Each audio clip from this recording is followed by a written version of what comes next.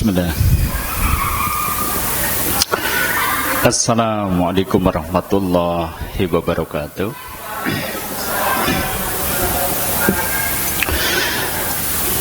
Innal hamdalillah nahmaduhu wa nasta'inuhu wa nastaghfiruh wa na'udzu billahi min shururi anfusina wa min sayyiati a'malina may yahdihillahu fala mudilla lahu wa may yudlilhu fala hadiya lahu. Asyhadu an la ilaha illallah wahdahu la syarikalah wa asyhadu anna Muhammadan abduhu wa rasuluh. Allahumma shalli wa sallim wa barik ala Muhammadin wa ala alihi wa ashabihi wa man tabi'ahum bi ihsanin ila yaumiddin. Amma ba'da. Fa ya ibadallah usikum wa iyaya bi taqwallah.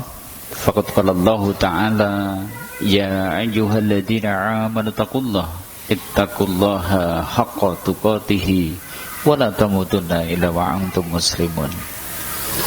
Wa qala Rasulullah sallallahu alaihi wasallam may yuridillahu bihi khairan yufaqihu fid din wa qala man salaka tariqan yaltamisu fihi ilman sahhalallahu lahu bihi tariqan ilal jannah. Sadaqallah wa sadaqa rasul karim. Bapak Ibu, saudara-saudari kaum muslimin rahimakumullah, tidak henti-hentinya ayo kita terus berusaha untuk bersyukur apapun yang hari ini tengah kita rasakan. Dan ingat, syukur itu yang diuntungkan diri kita sendiri, bukan kemudian ketika kita syukur yang diuntungkan Allah, bukan, bahkan kita sendiri. Wa may yaskur fa inna may yaskuru li nafsih. Sinten tiange kok syukur, sak temene syukure kangge awakipun kiyambak. Artinya kalau kita menjadi hamba yang bersyukur, ya sebenarnya yang diuntungkan diri kita. Makanya hari ini kita diberi sehat, ayo kita syukuri. Hari ini kita diberi kelapangan rezeki, ayo kita syukuri. Cara mensyukurinya dengan apa? Dengan amal. Wis diwenehi sehat, yo sehate kangge napa-napa ingkang dipun ridhoi dening Allah. Pun dipun paringi kelapangan rezeki, ya juga kalau bisa rezeki itu dimanfaatkan juga untuk apa-apa yang menjadi keridhaan Allah. Maka itulah sebaik-baik wujud syukur. Nanti sehat akan ditambah, rezeki juga akan ditambah. La in syakartum la azidanakum. Sebab janjinipun Allah kados niku wau. Sinten tiyang sing syukur mesti ingsun tambah nikmate kelawan sira. Nah, semoga kita termasuk hamba yang bersyukur karena di kesempatan sore hari ini kita bermajelis berkumpul dalam rangka berzikir kepada Allah. Ya. Baik Bapak Ibu kaum muslimin, salawat salam monggo tansah konjo dumateng uswah kita, teladan kita Rasulullah Muhammad sallallahu alaihi wasallam. Ugi dumateng keluarganipun, sahabatipun lan tiyang-tiyang ingkang tansah istiqomah dumugi dinten kiamat mangke. Sonten menika kita lajengaken bahas babagan adab dumateng Allah, adab seorang hamba kepada Allah. Kali ini judulnya adalah tunduk dan taat kepada syariatnya Allah. Ini termasuk di antara wujud adab seorang hamba kepada Allah. Jadi sing jenenge hamba ya kudune manut kalih Sang Kholik. Sang Kholik itu sang pencipta. Nah maksudnya begini. Nah Bapak Ibu kaum muslimin rahimakumullah, ketahuilah Allah sebagai pencipta alam semesta. Ya, dados sing nyiptakaken alam semesta niku sinten? Allah. Langit, bumi, beserta keindahan yang ada di bumi ini, ada laut, ada daratan, ada sungai, ada hutan, ada gunung, ada lembah, ada kebun, ada sawah dan seterusnya. Sedemikian indah, itu ciptaan Allah. Bahkan kita manusia juga ciptaan Allah. Kula panjenengan yang menciptakan siapa? Allah. Bapak ibu kita yang menciptakan kita. Yang menciptakan siapa? Allah. Termasuk nenek moyang kita yang menciptakan siapa? Allah. Nah, ini sebentar. Karena dia Allah itu yang mencipta kita dan alam semesta, maka dia Allah yang paling tahu apa yang baik dan apa yang buruk bagi hamba-hambanya. Saged dipahami napa mboten? Bisa dipahami? Sebab Allah niku sing nyiptakaken kula panjenengan, Allah itu yang paling tahu apa yang baik bagi hambanya dan apa yang buruk bagi hamba-hambanya. Ya kados pabrik sepeda motor, mereka itu yang paling tahu apa yang baik bagi sepeda motor itu dan apa yang bisa membawa keburukan bagi sepeda motor itu. Contohnya pabrik sepeda motor Honda, dia lebih tahu, oke, nek sepeda motor Honda bahan bakare sing apik jane nek nganggo Pertamax, nek diseni selain itu mengko ora bisa mlaku. Kados niku napa mboten? Kados niku napa mboten? Jadi pabrik sepeda motor itu tahu, oke, bahan bakarnya bensin. Bensin seliter pinten? Pertalit 7.650. Mungkin ana sing loh ki kok murahan temen ya ora keren, jane ganti wae lah nganggo kopi luwak sing regane 50.000 seliter, segelas 50.000. Larang pundi? Pertalit kali kopi luwak larang pundi? Larang kopi luwak. Lah ki sepeda motore ora usah tok iseni pertalit, tok iseni kopi luwak bae sing regane lebih larang. Saya tanya, jalan apa mboten sepeda motore? Jalan apa mboten? Jalan. Ning disurung.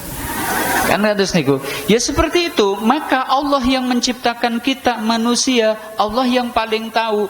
Oke, jane sing halal apa, sing haram apa, sing kudu dilakoni napa, sing mboten kenging dipun lampahi napa. Allah yang paling tahu karena dialah yang menciptakan kita manusia. Maka sebagai wujud belas kasih sayangnya, sebab Allah itu Ar-Rahman, Ar-Rahim, Allah menurunkan aturan hidup kangge menungsa.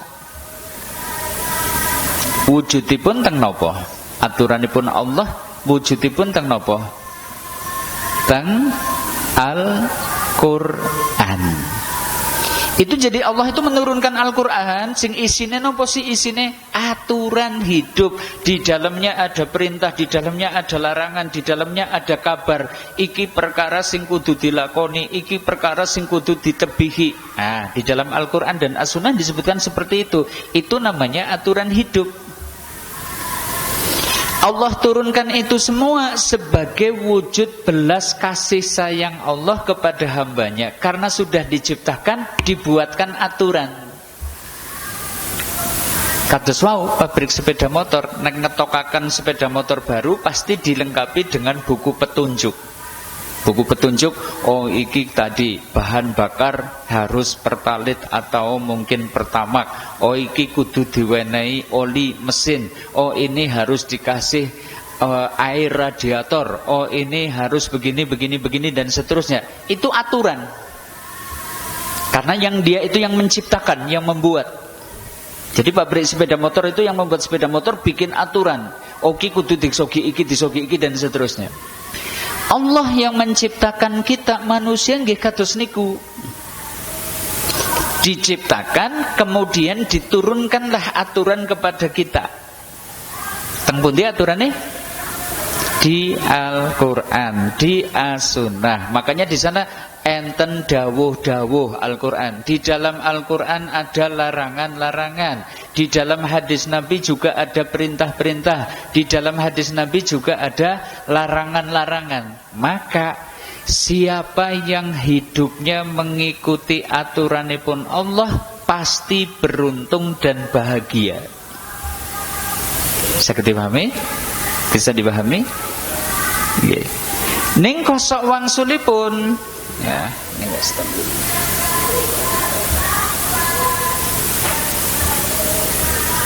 Kosok wangsulipun sinten tiyange kok mengabaikan aturanipun Allah, dawuhipun Allah mboten dilampahi, awisanipun Allah malah dipun terjang, mesti uripe merugi dan celaka.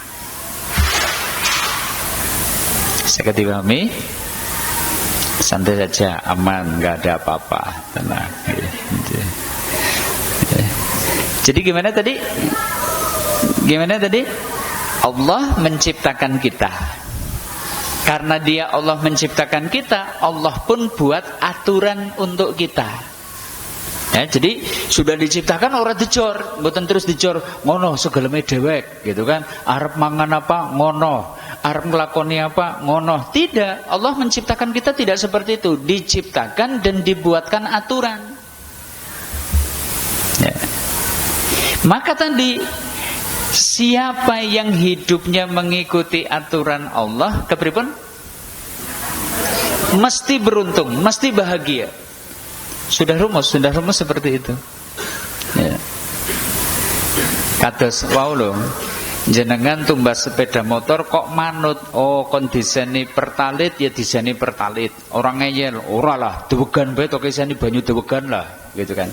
Ngeyel sebab banyu dewegan mungkin segeluntung pinten 7.000 kayak gitu. Ki lebih murah timbang diseni pertalit larang-larang kok 7.650 gitu kan. Tok iseni banyu dewegan bae lah gitu. Jalan ning ya nu disurung gitu kan. Ya sekalipun dikasih yang lebih mahal juga seperti itu. Lah ora lah tok iseni kowe bae lah. Napa mau kopi luwak gitu kan, dan seterusnya sing mungkin secangkir itu 50.000. Ya tidak akan beruntung. Kenapa? Menyelisihi aturan yang dibuat oleh pabrikan tadi. Sama kita manusia niku kan enten sing nyiptakaken sinten Gusti Allah. Nek gesange kula panjenengan kok manut dumateng aturanipun Allah begja. Nek gesange kula panjenengan kok manut dumateng aturanipun Allah mesti bahagia. Yakin? Kosok wangsulipun jenengan kok ngeyel dawuhipun Allah kok dipun abekaken. Ora salat-salatan. Ora puasa-puasanan. Enten mboten? Menungsa sing ora gelem mengikuti aturanipun Allah enten apa mboten? Enten? Kayane pirang-pirang lah. Wayahe salat ya ora gelem salat, wayahe puasa Ramadan ya ora gelem puasa Ramadan. Awisanipun Allah sing jere iki haram. Loh, haram-haraman temen wong enak kok. Enten mboten model tiyang sing kados niku enten apa mboten? Ya mungkin kepenak, tapi ujungnya merugi dan celaka. Sudah seperti itu. Dari situ yuk kita coba tengok nih hikmah-hikmah di balik perintah Allah. Satu yang harus kita yakini, apa yang Allah perintahkan kepada manusia pasti itu sesuatu yang bermanfaat bagi manusia. Apa yang diperintahkan Allah kepada kita pasti itu sesuatu yang bermanfaat bagi kita. Seorang hamba harus yakin itu. Nek enten tiyang kok wis ngaku asyhadu alla ilaha illallah wa asyhadu anna muhammadar rasulullah, dia harus yakin napa sing dipun dawuhaken dening Allah mesti sesuatu yang bermanfaat. Nanti kebalikannya, nopo sing dilarang dening Allah mesti perkara sing bahayani dumateng manusia. Nanti saya tunjukkan satu persatu. Sekarang mari kita coba tengok nih hikmah. Kita bicara hikmah, tidak tujuan. Kalau tujuan hanya Allah yang tahu. Tapi nek hikmah kita mencoba mencari hikmah dari perintah-perintah Allah. Nah coba. Satu, kenging nopo sih kula panjenengan kok didhawuhiken salat. Ini kita cari hikmah, sesuatu yang bisa kita petik. Apa sih keuntungannya bagi kita? Kon dadak diperintah-perintah kon salat sedina ping 5 maning. Jane kan repot banget. Subuh esuk-esuk lagi kepenak-kepenake sare tilem malah jere kon tangi wudu dadak salat. Agi penak-penake ngaso jam tengah sore, tengah siang itu jam 12 lagi ngaso leyeh-leyeh wis kesel nyambut gawe ya kon salat maning. Agi tanggung-tanggunge pegawean jam 3 malah kon salat maning. Maghrib sinetrone agi apik malah kon salat maghrib. Isa sing agi napa sinetron malih ya kon salat maning. Si hikmahnya apa? Kenapa? Gitu loh.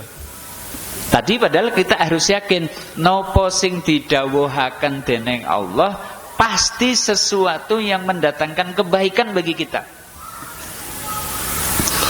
Oh, ternyata sholat itu istirahatnya jiwa. Sholat niku napa? Jiwa niku butuh ngaso. Butuh ngaso. Ibaratnya isimik mungkin jane yen enteng. Enggane dicekeli kados niki 24 jam dicekeli ngeceng-ceng kados niki terus. Kesel napa mboten? Hidup seperti itu. Hidup itu sebenarnya seperti bebanan. Kita itu dibebani urusan ini, urusan ini, urusan ini, urusan ini, urusan ini. Kalau kita hanya sepanang mikirkan beban-beban hidup itu saja, kayaknya jane jiwa kita itu nggak mampu. Makanya kadang ada orang stres, makanya kadang ada orang putus asa, makanya kadang ada orang sedih, makanya kadang ada orang yang kecewa. Kenapa? Dia tidak istirahat jiwanya. Nah, sholat itu sebenarnya istirahatnya jiwa, bahkan penguatnya jiwa. Esuk-esuk wungu tangi enggane sing langsung dipikirna, loh ki anake dong bayar SPP. Pusing napa mboten? Pusing napa mboten? Oh kiye tanggal 10 dong ditagih FIF. Pusing napa mboten? Esuk-esuk nembe tangi wis dipikir kiye mengko dong ngangsur kiye. Ngesuk tangi maning dong ngangsur kiye. Stres napa mboten? Stres. Maka Allah perintahkan begitu kita bangun tidur, zikir dulu.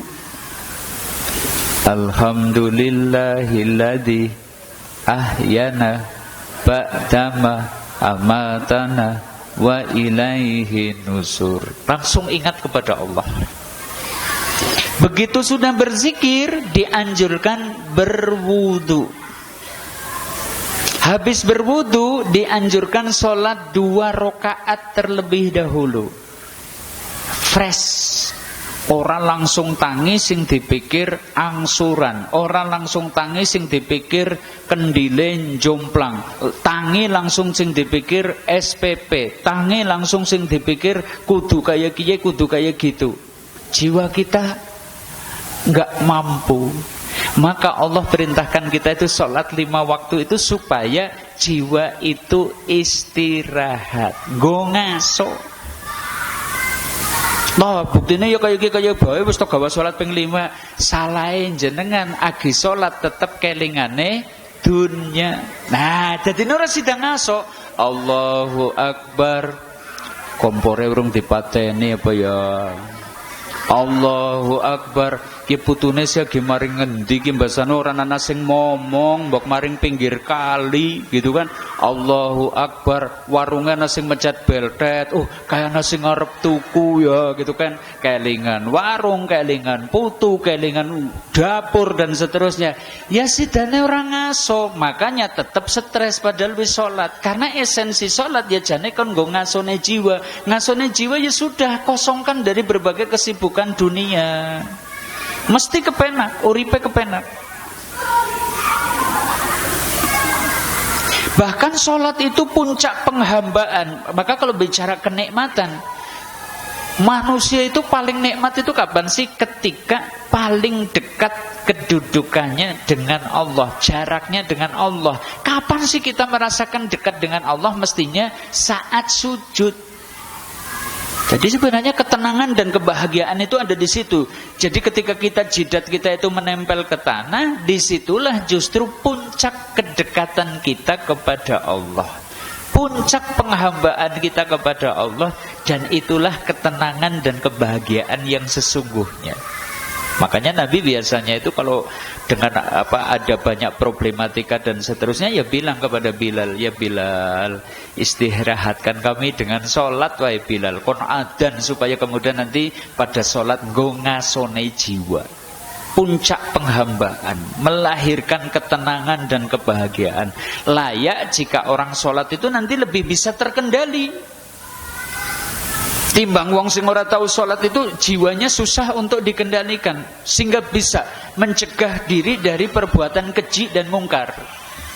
Inna sholata tanha anil fahsai wal munkar. Saat temene salat niku saged kangge nyegah perbuatan keji dan mungkar. Efek salat seperti itu. Makanya Allah perintahkan kita salat. Men jiwane terkendali, nek ora salat jiwane liar. Liar itu maksudnya apa? Mengkosing dijuju hawa nafsu, kepengen duit akeh, ora urus mbok carane kepriwe, ya pokoknya dia berbuat apa saja sing penting duitnya akeh. Oh kepengen rasakna enak, lambuh ngone sapa bae ya disikat, diambil dan dimakan dan seterusnya.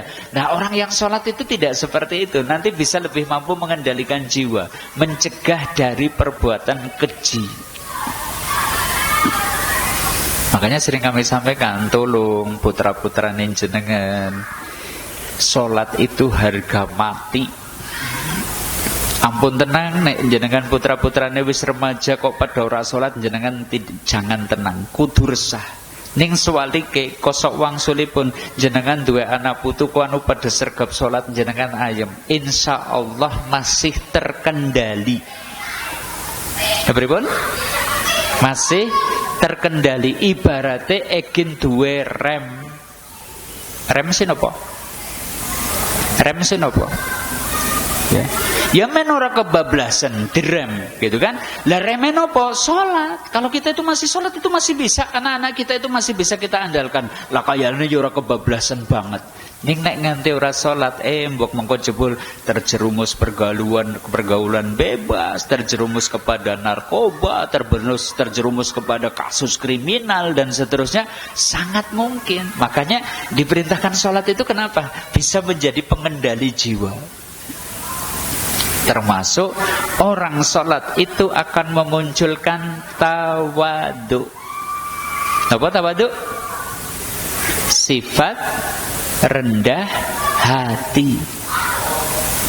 Dan itu menenteramkan, tentrem wong nek tawadu, rendah hati, ora sombong, apa anane, ya sudah, diri saya seperti ini ya seperti ini. Insyaallah uripe ayem. Ning kadang kan ana wong sing sifate anggere ora dialem wong ki rasane dadine dia berusaha berbuat apa saja yang penting kelihatan paling hebat, paling sugih, paling pinter. Paling sugih direwangi men keton paling sugih direwangi apa? Utang. Sidane kepripun? Ayem napa mboten? Ya kalau demi menjaga gaya hidup, demi menjaga keren, kemudian dia itu direwangi utang, ya bukannya kemudian tentrem, pasti hidupnya semakin resah, gundah, gelisah. Maka sholat membuat orang itu jadi tawadu. Wong tawadu niku uripe luwih ayem. Seperti itu. Sholat itu melatih kedisiplinan. Sholat itu sarana menggapai solusi. Makanya kan disebutkan, ya ayyuhalladzina amanu, apa? Ya ayyuhalladzina amanusta'inu bisabri wassalah. He wong-wong kang padha iman, njaluk tulung dumateng Allah kanthi sabar lan salat. Oh, berarti salat itu bisa menjadi sarana untuk menggapai solusi dari masalah-masalah yang sedang kita hadapi. Ini hikmah diperintahkannya salat. Jadi bukan untuk membebani kita. Salat itu ya justru untuk kebaikan kita sendiri. Allah perintahkan kita untuk puasa juga seperti itu.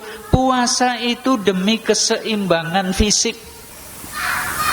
Makanya setidaknya setahun sekali kita diperintah puasa Ramadan 1 bulan supaya fisik seimbang. Yang dulu mungkin pernah saya ceritakan. Jajal 11 bulan padarane kula panjenengan niku nggerus makanan itu ora nanam mandege.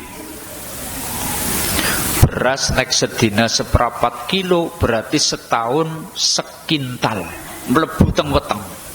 Bayeme pirang unting, godhong telane pirang unting, ayame pirang gluntung, endoge mbok kayane pirang kilo, wedhus yang mlebu. Wedhus mlebu ya?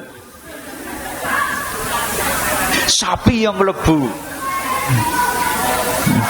Bahkan bung yang melebu gitu kan, nanti bunga yang melebu sing apa ya, Masya Allah lambung kita itu ngungkuli tempat sampah.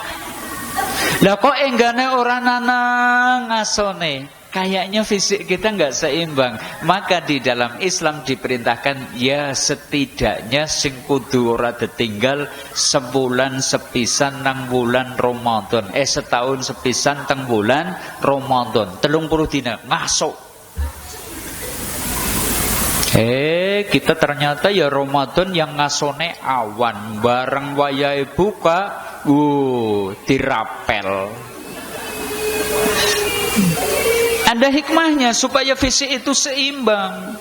Puasa itu bisa membuat kita itu lebih bisa mengendalikan diri, ngelatih mengendalikan diri. Wayahe ngelih kepriwe carane ditahan, wayahe kepengen sare malah kontangi wengi kon sahur dan seterusnya. Kita belajar mengendalikan diri. Ya. Dengan puasa nanti kita itu kemudian melatih sifat sabar tadi, sabar. Puasa itu memupuk sifat empati ben duwe rasa tajam. Tajam itu maksudnya bisa merasakan kesusahan orang lain. Nah, ini inti termasuk di antara hikmah ibadah puasa seperti itu. Ada enggak orang yang enggak peduli dengan kesusahan orang? Ada enggak? Ada enggak? Banyak. Karena mungkin dia tidak pernah merasakan susah. Tapi kalau orang sudah pernah merasakan susah itu biasanya kayak wong kayaknya aku melas teman ya gitu dan seterusnya. Kenapa? Wong gemen aku bewis tau ngerasak macan, bojone nganggur, arep liwet bingung dan seterusnya. Nah, jadi muncul karena kita pernah merasakan susah, kita kepengen berbuat baik kepada orang yang kelihatannya juga sedang mengalami kesusahan. Itu namanya empati. Dan yang namanya puasa itu bisa memupuk empati yang ada di dalam diri kita sehingga kemudian memunculkan kepedulian. Termasuk melatih kedisiplinan pula. Urung wayahe dahar ya ora kena dahar, wayahe dahar kudu dahar. Puasa kan seperti itu. Begitu deng maghrib, oh ya ini wis wayahe kudu dahar. Ora terus tidak lebih baik lah nyong mengko bae lah bar salat tarawih nembe arep mbatalaken puasa nyong anu kuat. Ya tidak menjadi lebih baik. Ya, saatnya sahur lah ora usah sahur-sahuran nyong kuat, tidak jadi lebih baik. Kenapa? Salah satunya karena kita melatih disiplin. Maghrib suruh makan, makan. Begitu suruh waktu sahur untuk sahur ya sahur. Nanti jiwa kita terlatih disiplin. Termasuk puasa itu melatih kita hidup sederhana gitu kan, mencukupkan diri. Jebul buka nganggo banyu putih tok bae rasane wis seger. Ternyata buka cuma sekedar makan 3 butir kurma ternyata cukup. Nah, kita berlatih untuk hidup sederhana. Ini contohnya yang kita ingin petik pelajaran bahwa setiap yang diperintahkan oleh Allah pasti itu sesuatu yang mendatangkan kebaikan bagi kita. Tadi contohnya apa? Sholat. Contohnya apa? Puasa. Pasti yang baik bagi kita, mendatangkan kebaikan. Termasuk yang disunahkan sama Nabi juga seperti itu. Kok dadak-dadakan sih? Kok Nabi nek dawuh nek jere kula panjenengan kan dahar kan nganggo asto dengan tangan dan terutama tangan kanan. Ini kan, idza akala ahadukum falyakul biyaminih wa idza syariba falyashrab bil yaminih fa inna syaitana yakulu bisimalihi wa yashrabu bisimalihi. Jika salah seorang di antara kalian makan, makanlah dengan tangan kanannya. Jika kalian minum, minumlah dengan tangan kanannya. Karena sesungguhnya setan makan dan minum dengan tangan kiri. Tuh, ini diperintah. Emangnya ada hikmah apa kok makan dengan tangan kanan? Dari sisi etika lebih etis, lebih sopan, lebih santun. Ya, jajal enten tiyang kok ndahar nganggo asta kiwe ngadeg maning. Kesannya gimana kesannya? Kesannya gimana? Kayaknya kurang etis. Tapi ya cok kayaknya ana ya ibu-ibu sing kaya gue ya. Terus gawe mendoan, terus metu kang ngomong, siji gawa lombok, siji gawa mendoan karo gitu kan, karo mlaku maning, karo kandah karo tanggane.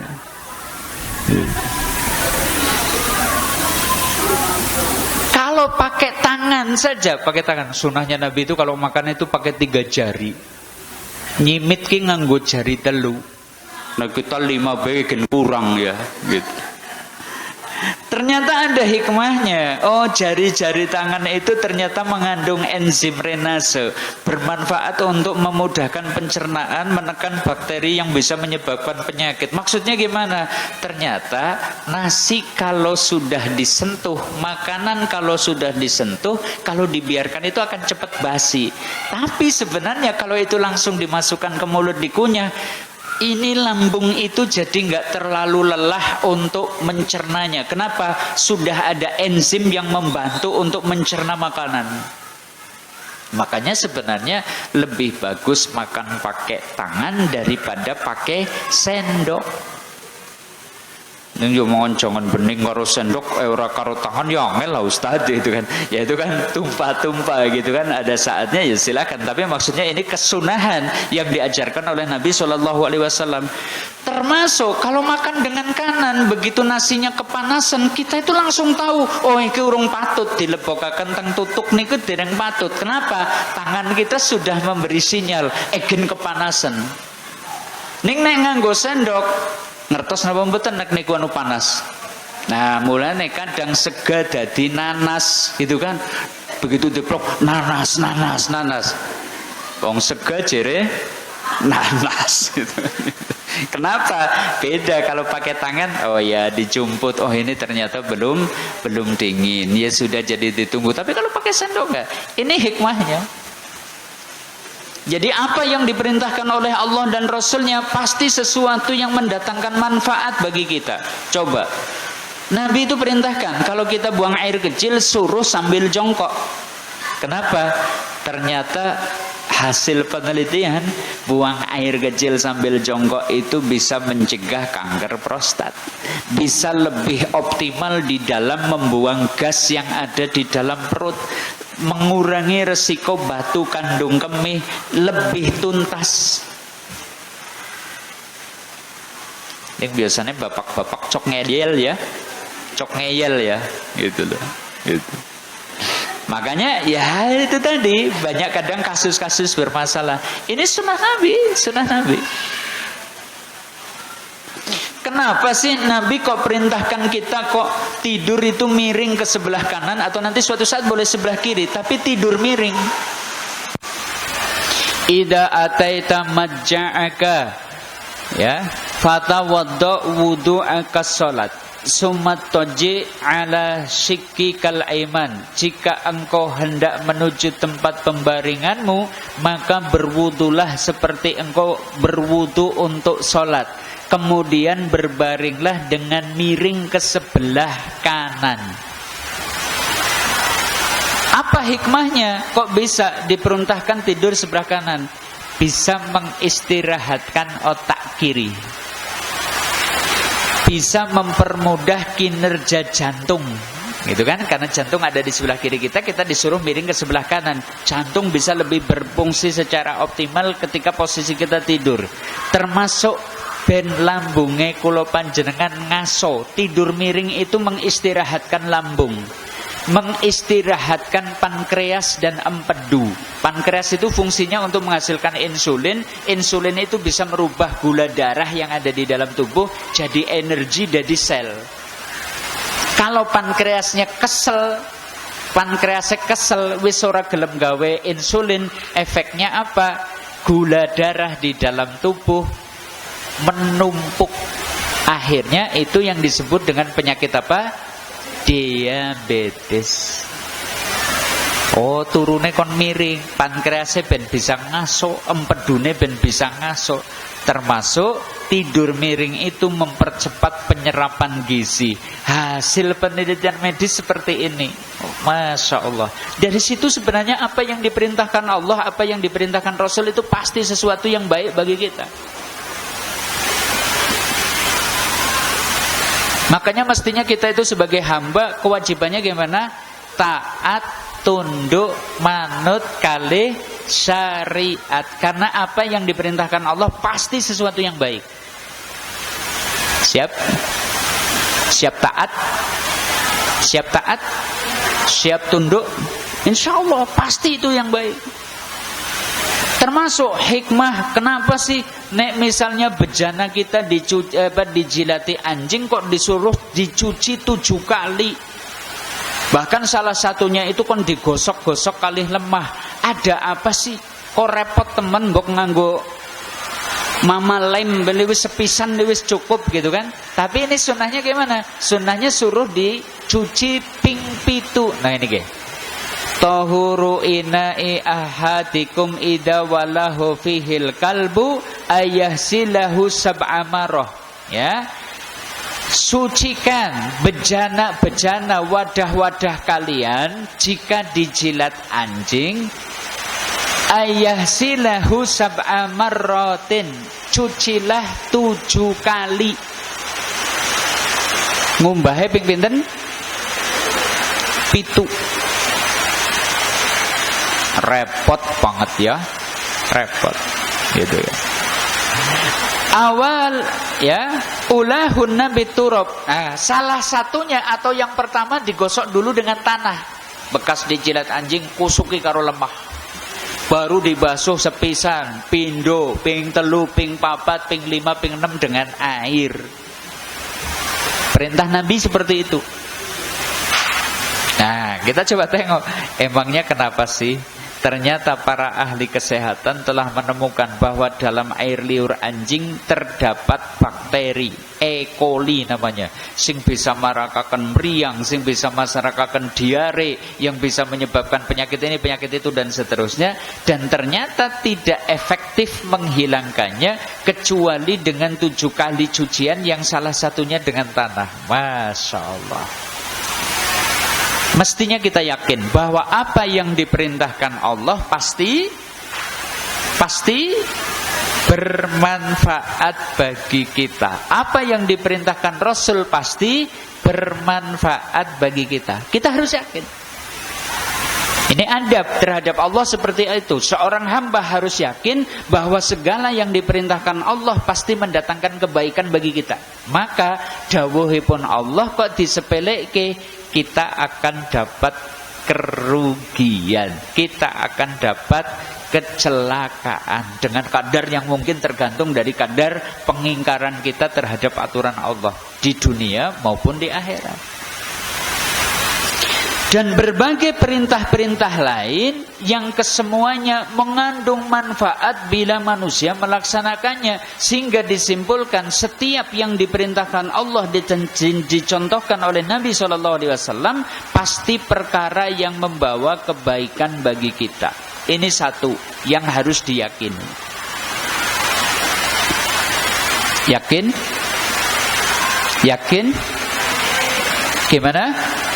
Semua yang diperintah oleh Allah dan dicontohkan oleh Nabi-Nya pasti perkara yang membawa kebaikan bagi kita.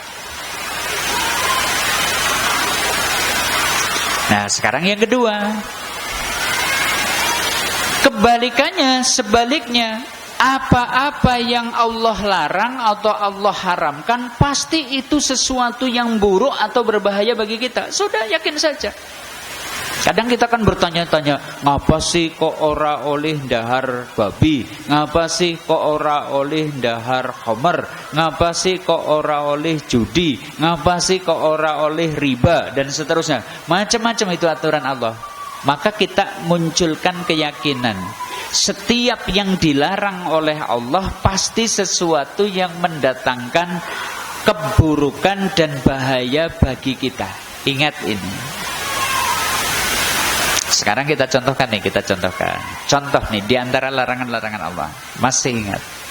Kenapa sih kok babi haram? Ini lagi viral nih, Ya. Ada warung Padang jualannya rendang babi gitu kan. Wah, ini lagi viral. Kita tidak ikut carut-marut komentar-komentarnya, nggak ikut. Kita ambil hikmah saja. Kenapa Islam mengharamkan babi padahal hari ini terkuak? Ternyata banyak orang yang kelangenan daging babi, bahkan sekalipun dia muslim. Di Jakarta itu ada resto online, tidak punya warung tapi melayani dengan cara online. spesial. Menunya itu hasil olahan babi. Yang jual itu juga orang Islam, anak muda. Bapaknya itu sempat marah-marah, tutul-tutulan perkara haram dan seterusnya dan seterusnya. Anaknya jawab, Pak, 80% konsumen saya itu laris banget, itu laris secara online laris. 80% konsumennya itu adalah Muslim. Ini kan menarik, ini menarik gitu loh. Gitu. Ternyata banyak orang yang diem-diem itu sebenarnya penyuka daging babi, padahal dia itu Muslim, banyak. Padahal Allah jelas, babi itu haram. Ini dalilnya nih, Al-Baqarah 173. Innama harama alaikumul maitata waddama walahmal hinziri wa ma uhilla bihi li ghairillah faman ittara ghairu baghin wala adin wala isma alaih innallaha ghafurur rahim. Sesungguhnya Allah hanyalah mengharamkan atas kalian al-maitah, satu bangkai. Bangkai sih apa? Itu pintunya ditutup aja supaya ibu nggak kehujanan. Panjenengan pinarak maju, karpetnya ditarik rihin. Pinarak ngajeng, maju ke depan aja. Yeah. Karpetnya digulung dulu.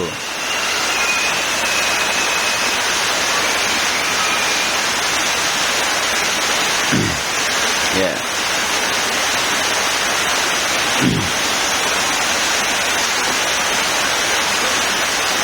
Kita lajengaken. Yang diharamkan Allah satu apa? Al-maitah. Al-maitah bahasa Jawane napa? Batang. Batang sih napa? Gimana?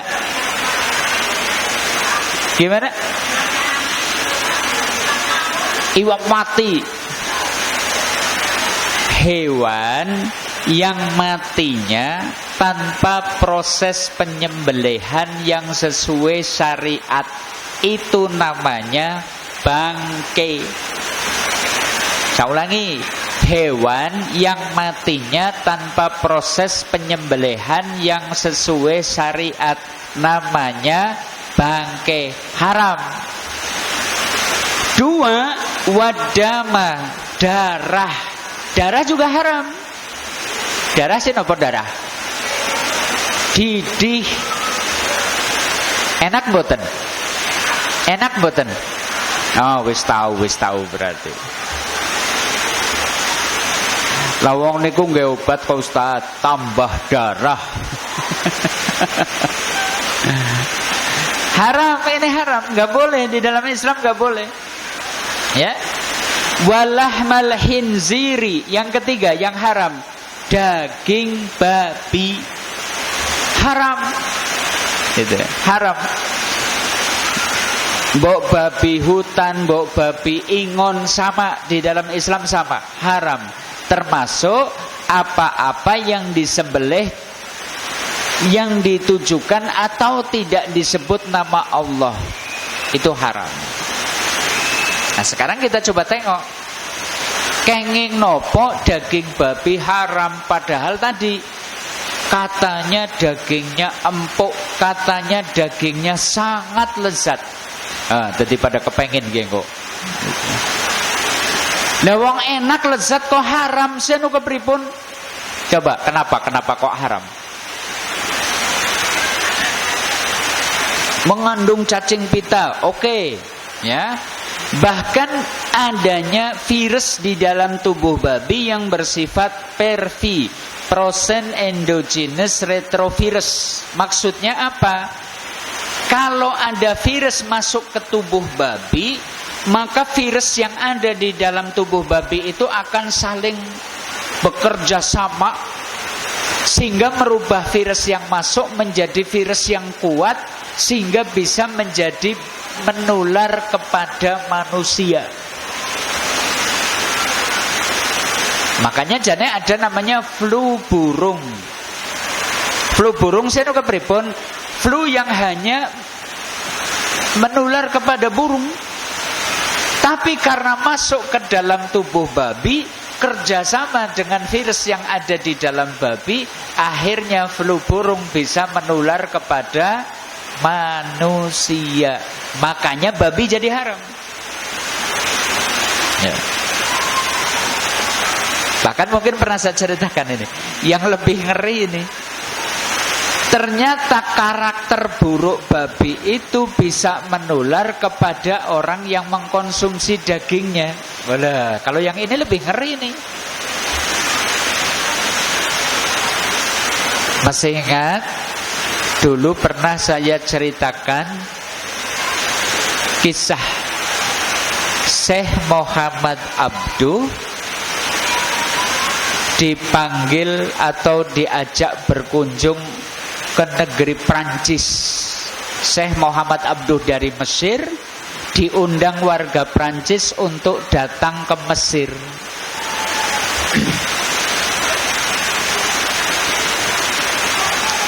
Ternyata beliau berkenan. Sampai di Mesir, ternyata beliau itu diajak jalan-jalan melihat peternakan babi yang ada di Prancis.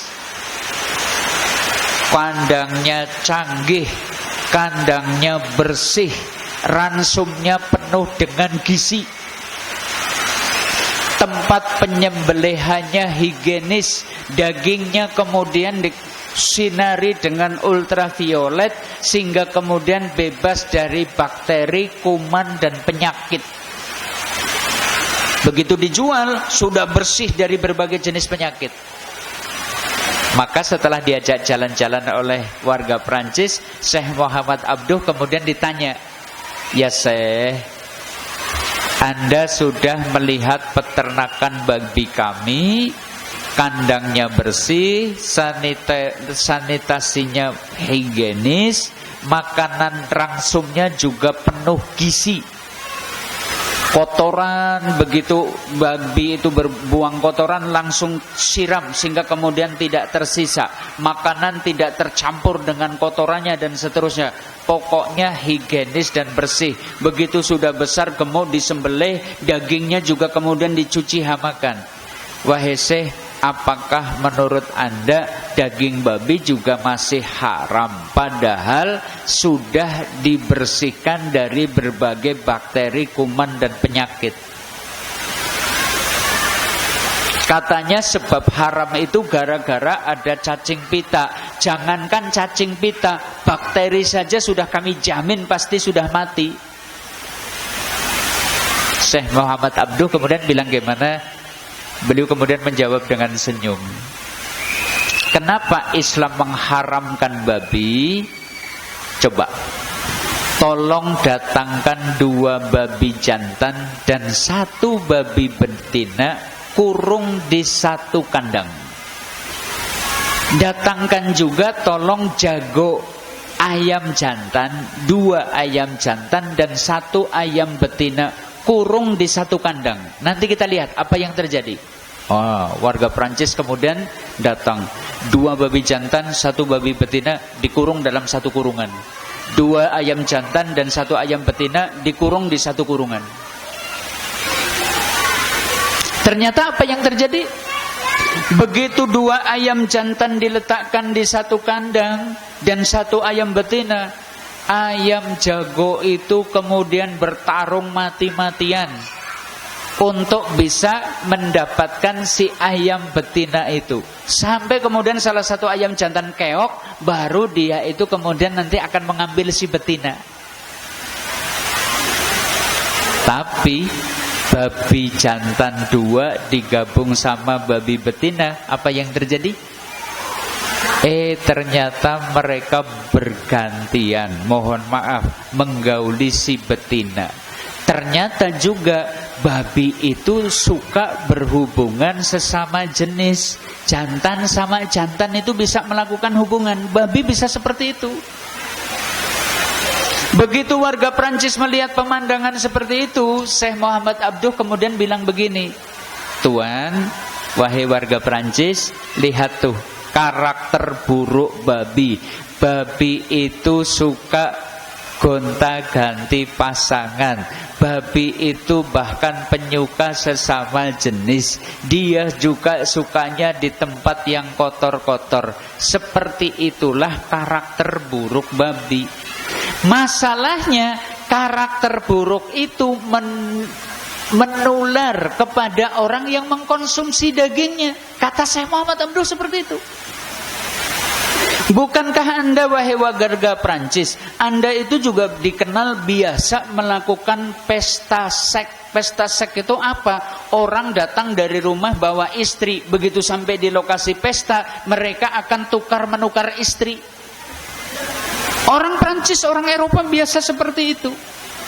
Bukankah Anda wahai warga Prancis, Anda itu biasa, anak perempuan Anda yang usianya 17-18 mungkin dibawa oleh laki-laki asing, Anda tidak marah, tenang-tenang saja. Kenapa? Karena Anda suka makan daging babi, sehingga karakter buruk babi itu kemudian menular kepada orang yang memakannya.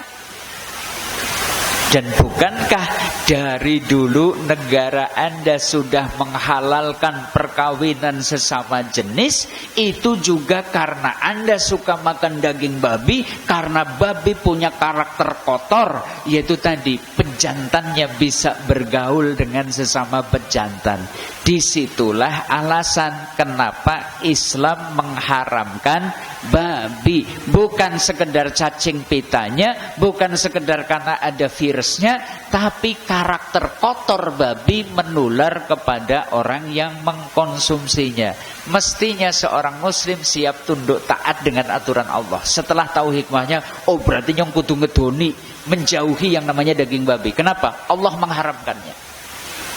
Karena yang diharamkan Allah itu pasti sesuatu yang buruk. Manusia kan nggak ketahui apa-apa yang bisa mendatangkan keburukan bagi dirinya saja nggak tahu. Loh, yang penting dia enak nang idat.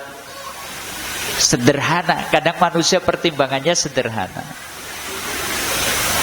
Termasuk kenapa sih Homer dan juga judi kok diharamkan di dalam Islam, dilarang? Mbok oleh sing apa? Supaya nanti kita itu bisa cepat dapat duit, modal 1 juta bisa dapat keuntungan 100 juta dengan judi. Dodolan Homer mungkin juga badinya besar, kulakan sebotol mungkin 8.000 bisa dijual 40.000 dan seterusnya. Kok Islam mengharamkannya? Padahal buktinya negara-negara maju justru malah negara yang menghalalkan Homer, menghalalkan judi. Nah, di dalam Islam Homer judi haram nih. Surat Al-Maidah ayat 90. Innamal khamru wal maisiru wal ansabu wal ajlamu rijsun min amali syaiton. Sak temene sing jenenge Homer niku, judi niku, mengundi nasib niku, ya. Berhala itu, mengundi nasib itu rijsun, kotor, min amali syaiton, termasuk perbuatane setan. Allah dawuh fajtanibuhu, maka jauhilah itu semua, la'allakum tuflihun, yen sira kepengin begja, supaya kalian itu beruntung. Homer haram, judi haram. Kata Roma Irama gimana? Kenapa sih yang enak-enak dan yang asik-asik justru malah yang dilarang? Kan Bang Haji Roma Irama kan seperti itu. Tadi daging babi enak malah haram. Homer mungkin enak ya, mungkin ya, dilarang. Judi mungkin cara cepat mendapatkan rezeki malah haram. Kenapa sih? Ternyata salah satu hikmahnya ini. Innama yuridu syaitanu ayyuki'a bainakumul adawata wal bahda'a fil khamri wal maisir. Sesungguhnya setan hanyalah menghendaki agar kalian itu saling benci, agar kalian itu saling bermusuhan dengan judi dan juga Homer itu, dengan Homer dan juga judi itu. Ternyata Homer judi itu biang permusuhan, biang saling benci.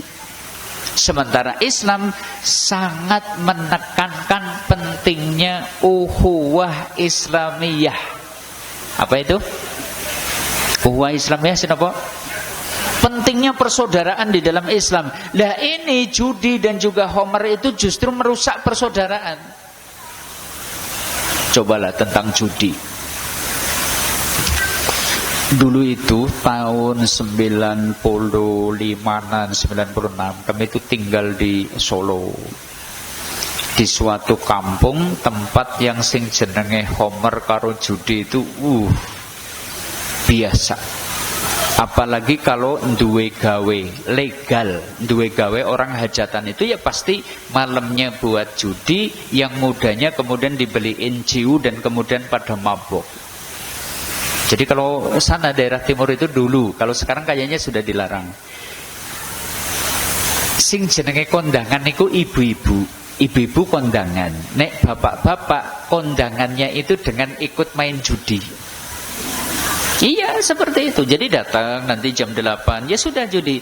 Nanti kan menang 1.000 dimasukkan ke piring menjadi milik tuan rumah. Menang lagi, siapa yang menang ngasih 1.000 lagi. Menang lagi ngasih 1.000 lagi. Nyumbangnya caranya seperti itu. Nek arep mangkat tah kaya dulur. Pakde, monggo jagong, gitu kan. Namanya jagong, kondangan itu. Nggo, jagong nggo. Tenggene wah akrab banget, mangkate akrab. Begitu sudah jam 11, jam 12, sudah main kartunya itu, duit mulai entong dan seterusnya. Wis ora ramah, orang nganggo basa-basanan maning. Mohon maaf, leng. Padahal wau mangkate kepripun? Pakde nggo jagong sareng nggo. Lho mangkat kaya dulur. Ning bareng wis nang kalangan alok-alokan sing su sing leng sing dan seterusnya. Seperti itu. Oh ternyata benar yang namanya perjudian itu hanya setan justru membuat kita itu saling bermusuhan, saling benci. Kadang itu ada yang 3 hari 3 malam itu jan anteng nang meja bunder. 3 hari 3 malam.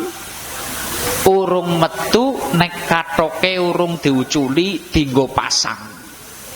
Coba nganggo katok jin sing regane larang, wis dedol nang kok anggere wis kalah lah nembe bali. Seperti itu. Coba bayangkan.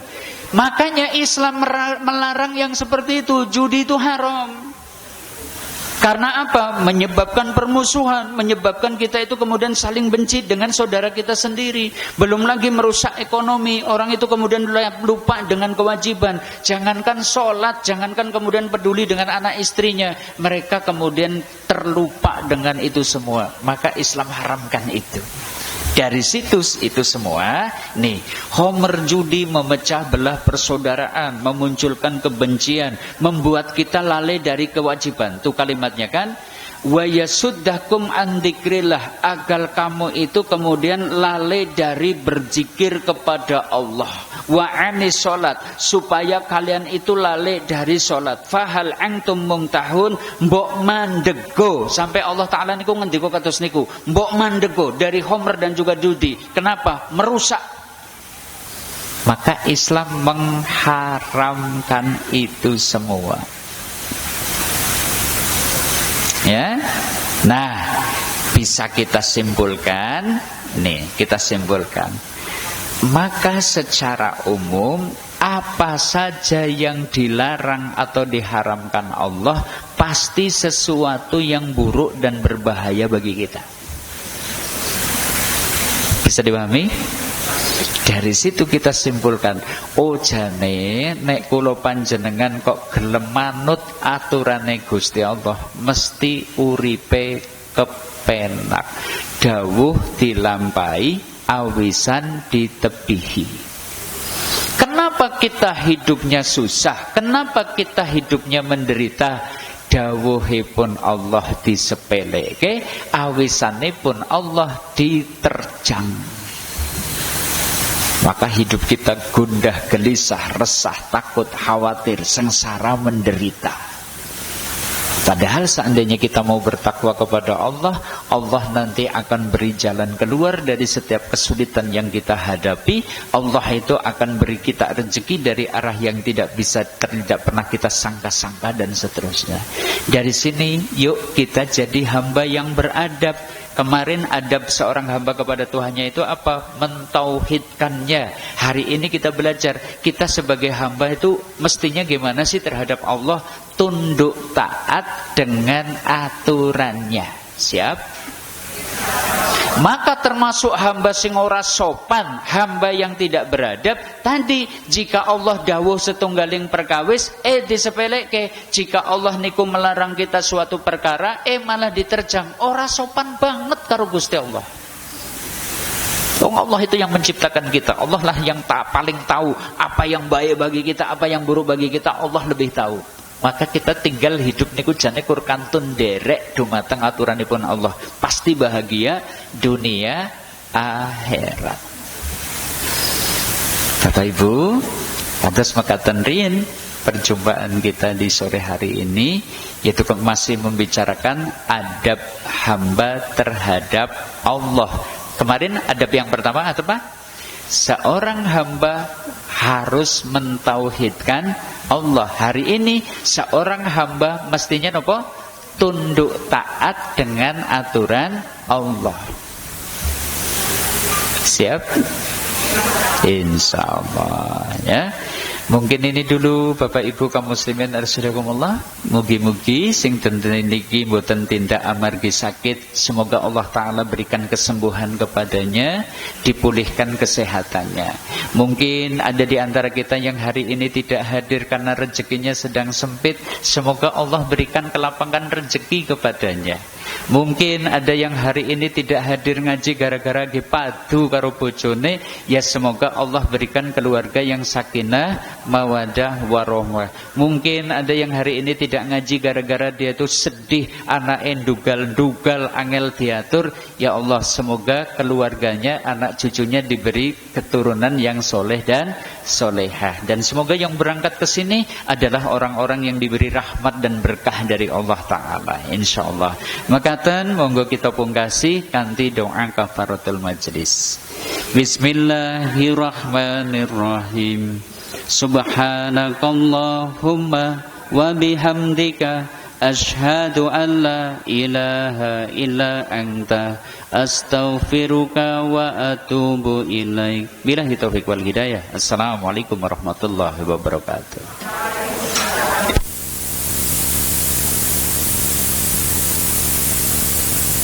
Maaf, menggauli si betina. Ternyata juga babi itu suka berhubungan sesama jenis. Jakunggo tenggene wah akrab banget, mangkate akrab. Begitu sudah jam 11, jam 12, sudah main kartunya itu, duit mulai entong dan seterusnya. Wis ora ramah, orang nganggo basa-basanan maning. Mohon maaf, leng. Padahal wau mangkate kepripun? Pakde nggo jagung sarengku. Lho mangkat kaya dulur. Ning bareng wis nang kalangan alok-alokan sing su, sing leng, sing dan seterusnya. Seperti itu. Oh ternyata